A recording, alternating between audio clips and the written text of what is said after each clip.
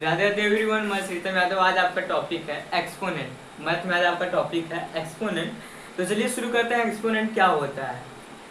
मान लीजिए a अपन b के फॉर्म में कोई नंबर है। a अपन b के फॉर्म में कोई नंबर है। अब नंबर के ऊपर n लग गया, मतलब कि a अपन b के फॉर्म में कोई नंबर है, n के ऊपर n लग गया। तो जो ये n लगा, n का मीन्स होता है, n means exponent. n means exponent. n का मतलब यानी कि जो नंबर के ऊपर लगा वही होता है एक्सपोनेंट, या फिर कह लिया जाए पावर। तो ये जो a अपन b के फॉर्म में ऊपर n लग गया वो होता है एक्सपोनेंट, या फिर पावर कह लिया जाए। अब बात करते हैं। मान लीजिए कोई नंबर -a है, -a ये नंबर मान लीजिए, या फिर ऐसे मान लीजिए a माइनस, यानी कि -a है, इसका पावर n है।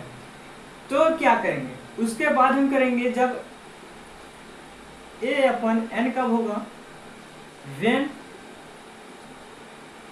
n is even। ध्यान से सुनिएगा।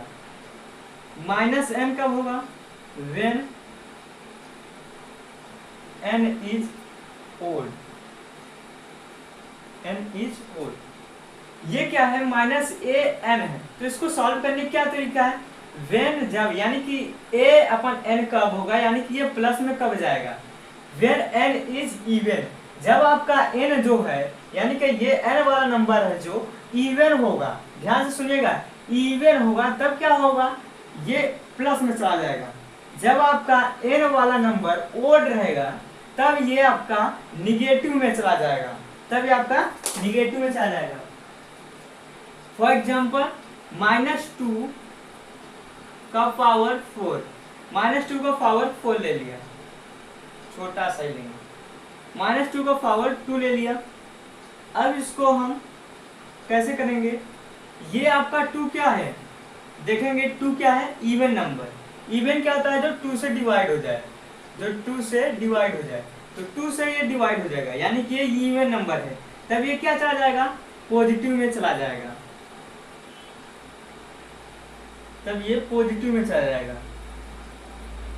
ये हुआ। अब मान लीजिए ये 3 हो गया है, एक्सपोनेंट आपका 3 हो गया। तो क्या होगा? 3 क्या है? ओड नंबर है, ये इवन नंबर नहीं है। तो क्या होगा? 2 इंटू 2 इंटू 2, 2 2 जा 4, 4 2 जा 8, यानी कि ये -8 में ही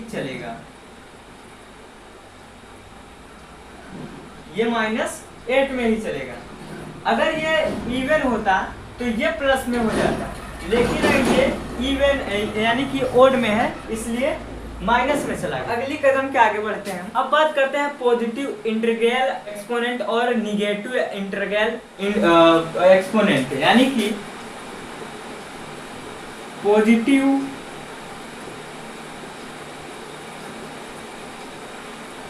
इंटीग्रल एक्सपोनेंट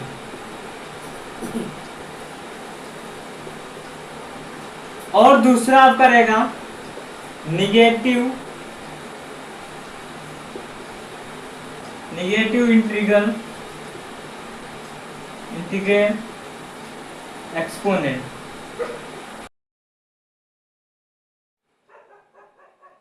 पॉजिटिव क्या रहा?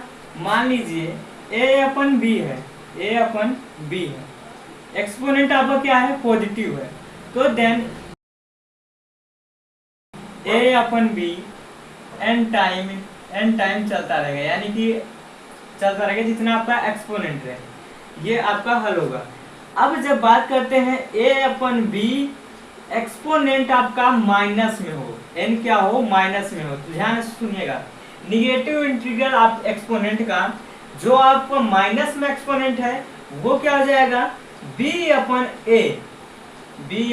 a, इसका पावर क्या हो जाएगा? जो माइनस में था हम प्लस में ला दिए। कैसे लाइए? इसको उल्टा करके, इसको नीचे, इसको ऊपर, ये हुआ bn an, इसका एक्सपोनेंट ये हुआ। अब आगे बढ़ते हैं, देखेंगे लॉ ऑफ एक्सपोनेंट।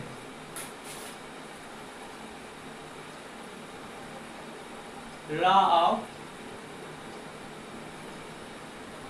एक्सपोनेंट।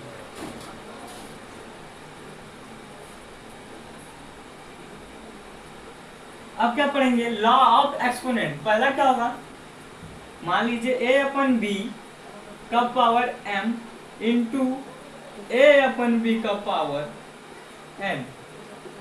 तो अगर आपको ये दोनों नंबर यानी कि ये दोनों फॉर्म सेम दिखे, ये दोनों फॉर्म क्या हो, सेम दिखे, तो हमें क्या लेना होगा, कॉमन। कॉमन मतलब हम एक ले लेंगे, तो हमें इन दोनों में से एक को कॉमन ले लेना है, a अपन b। a अपन b को कॉमन ले लिए, अब एक्सपोनेंट बचा mn। तो मल्टीप्लाई में आपको क्या करना होगा, अगर आपके पास मल्टीप्लाई आ गया, मल्टीप्लाई में क्या करना होगा, अगर मल्टीप्लाई है तो m प्लस n, इसका एक्सपोनेंट क्या होगा, m प्लस n। मान लीजिए कोई नंबर ले लेते हैं, 2 अपन 3 ले लेते हैं यार, चलो 2 अपन 3 ले लिया। अब इंटू 2 अपन 3 m मान लेते हैं, 2a मान लेते हैं।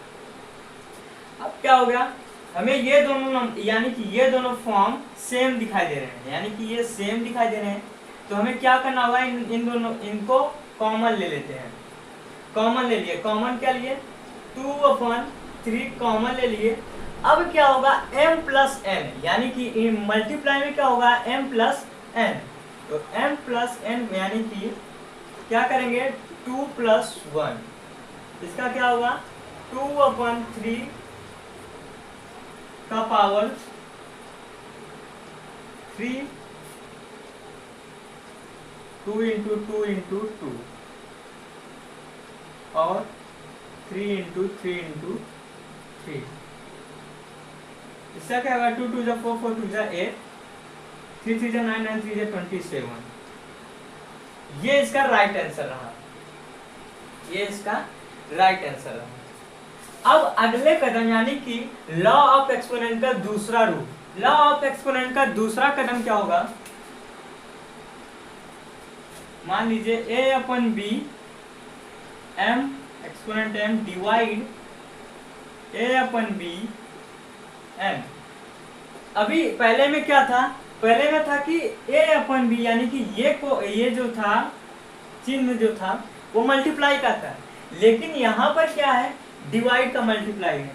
तो क्या करेंगे, इसको भी कॉमन ले लेंगे क्योंकि ये दोनों सेम है, तो कॉमन लिए a अपन b। अब इसका क्या करेंगे, ये दोनों एक्सपोनेंट का माइनस कर देंगे, m माइनस 1।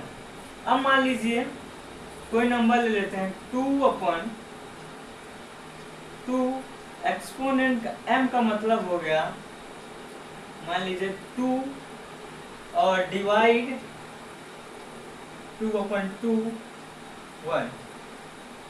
1। तो क्या होगा, अब हमें इसे कॉमन ले लिए, 2 अपन 2 को कॉमन ले लिए, 2 अपन 2 को कॉमन ले लिए, ये दोनों क्या होंगे, माइनस होंगे, 2 माइनस 1। तो इसका क्या होगा, 2 का पावर 1 एंड 2 अपन 2 यानी कि 2 का पावर 1 एंड 2 का पावर 1, इसका होगा 2 अपन 2, इसका यही आंसर होगा, 2 अपन 2 आंसर होगा। अब लॉ ऑफ एक्सपोनेंट का तीसरी कड़ी क्या है, मान लीजिए a अपन b m, ये सभी फार्मूले हैं, इंपॉर्टेंट फार्मूले, यानी कि एक्सपोनेंट के जितने भी फार्मूले एक्सपोनेंट लॉ ऑफ एक्सपोनेंट है, ये पूरे अगर एक्सपोनेंट सीख गए, यानी कि ये लॉ ऑफ पूरे सीख गए, तो एक्सपोनेंट का चैप्टर आराम से सॉल्व कर सकते हैं, कोई कठिनाइयों का सामना नहीं करना पड़ेगा। तो ये क्या रहा, अब इसका क्या होगा, a अपन b है, तो a अपन b लेंगे, उसके बाद m इंटू m, मान लीजिए हम नंबर ले लेंगे, 2 अपन 3 इसका पावर ले लेंगे 2 एंड इसका पावर ले लेंगे 2। अब क्या होगा, 2/3 लिए, इसका मल्टीप्लाई इसमें किए, यानी कि 2 का मल्टीप्लाई 2 में किए, 2 2 जा 4 आ गया। तो अब क्या होगा आगे, 2 4 एंड 3 का power 4, 2 into 2 into 2 into 2 and 3 into 3 into 3 into 3। क्या होगा, 2 2 जा 4, 4 2 जा 8, 8 2 जा 16, 8 2 जा 16, 3 3 जा 9, 9 3 जा 27, 27 3 जा 81, 1। ये रहा ये तीसरा कड़ी। अब चौथे कड़ी पर, यानी कि लॉ ऑफ एक्सपोनेंट के चौथे कड़ी पर, अब एक नंबर ले लेते हैं कि इसका मान क्या होगा, हम नंबर से ले लेंगे।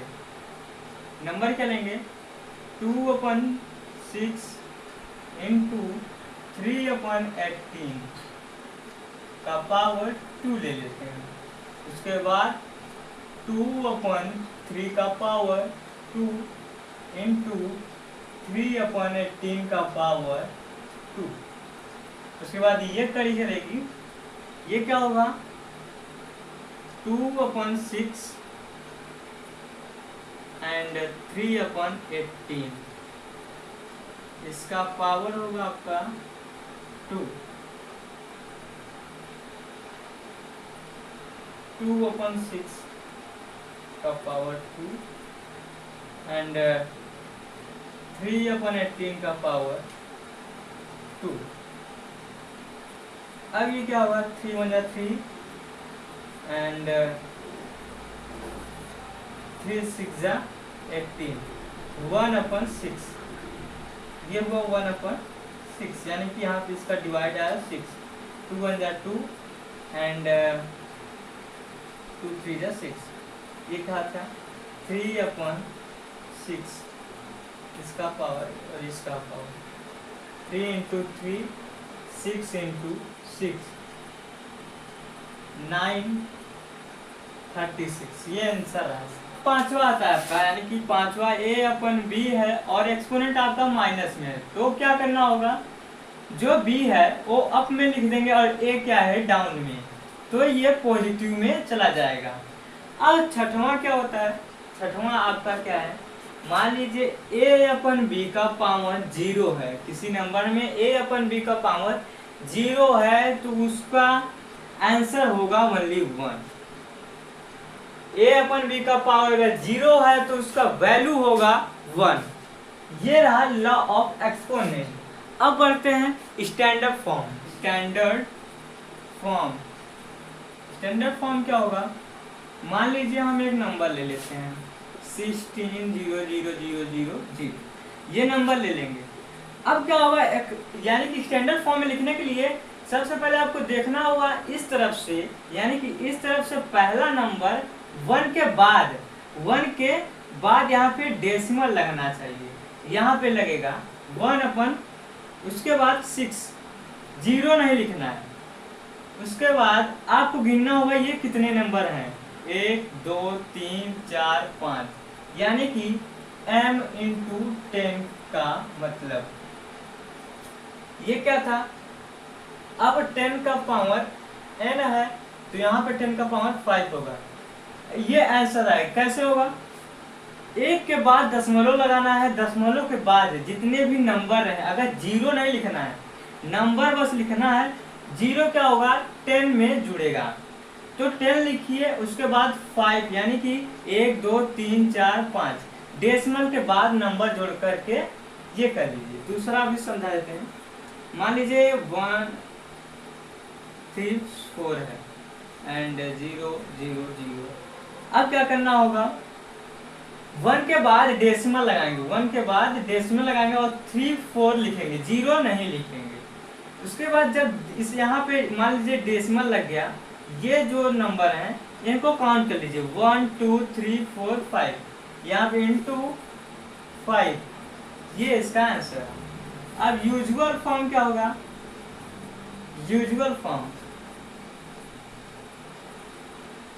यूजुअल फॉर्म सेम है। मान लीजिए इसका क्या है 1.6 एंड इनटू 10 का पावर 5 है, ये इसका है। तो अब क्या होगा 1 6 लिखेंगे और जो ये 10 है यानी कि 10 का पावर कितना बार है 5 बार। तो क्या करेंगे एक यहाँ पे रहने देंगे 2 3 4 5 यहाँ पे डेसिमल लगा है, उसके बाद ये नंबर आएगा इसका ये रहा। अब ये मान लीजिए इसका 3 4 इंटू 10 5 स्टैंडर्ड फॉर्म से यूजुअल फॉर्म बनता है, यूजुअल फॉर्म से स्टैंडर्ड फॉर्म बना। अब क्या करेंगे 1 3 4 लिखेंगे और एक नंबर के बाद यहाँ से डेसिमल मान लीजिए और उसके बाद क्या होगा 10 का पावर 5 यानी कि 1 2 3 4 5 ये रहा आपका यूजुअल फॉर्म। यानी कि एक्सपोनेंट पूरी तरीके से समान। क्या करना है इतना जो समझा दिया, यानी कि आपको इतना जो समझा दिया, जो लॉ ऑफ एक्सपोनेंट है, एक्सपोनेंट से पूरी जानकारी, यानी कि आपको एक्सपोनेंट से पूरा अभ्यास एक्सरसाइज पूरा कर दिया जाएगा अगर लॉ ऑफ एक्सपोनेंट सीख गए तो।